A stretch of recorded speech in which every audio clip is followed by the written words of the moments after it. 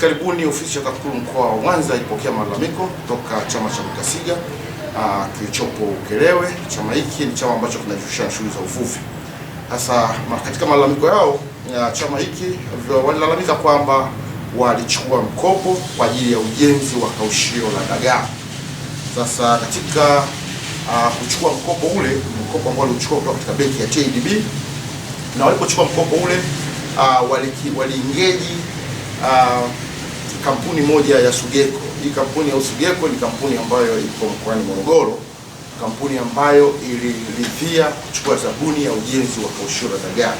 Kwa hiyo kampuni hii ilichukua kiasi cha fedha, na walipojenga kaushio la dagaa walijenga kaushio la dagaa ambalo lilikuwa ni substandard, jambo ambalo kaushio hili lilifanya kazi mara moja na likaungua na halikufanya kazi tena.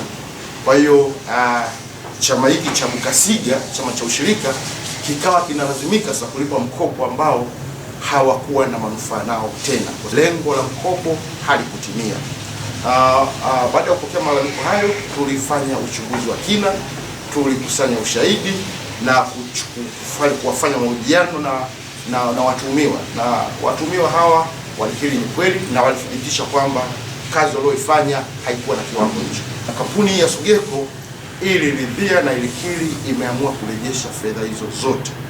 Kampuni imerejesha fedha kiasi cha milioni 106, fedha ambazo ni fedha halali kwa ajili ya chama hiki cha ushirika cha Bukasiga. Kama mtakumbuka, hivi karibuni TAKUKURU pamoja na mrajisi wa ushirika, mkuu wa mkoa alizindua kampeni ya chagua uadilifu, linda ushirika. Nini maana ya kampeni hii?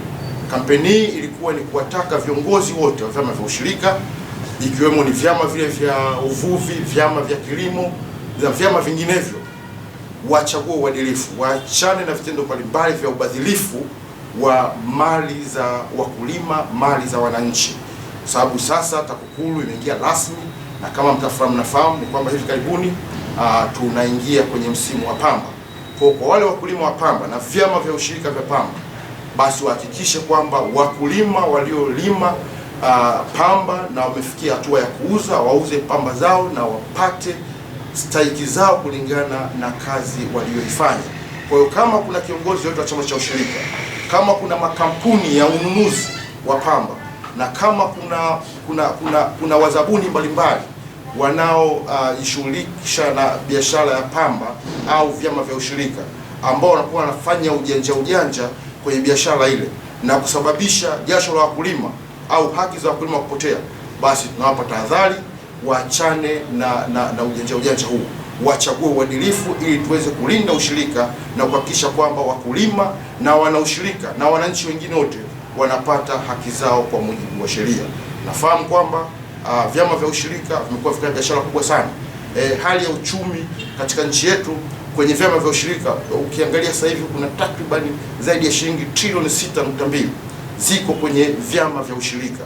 Sasa iwapo wananchi au wafanyabiashara au viongozi wa ushirika watafanya ubadhilifu wa aina yoyote au watajiingiza kule na vitendo vya rushwa, basi maana yake watakuwa wanajihusisha na vitendo vya rushwa na vitendo vya uhujumu uchumi. TAKUKURU tupo, tutachukua hatua kali za kisheria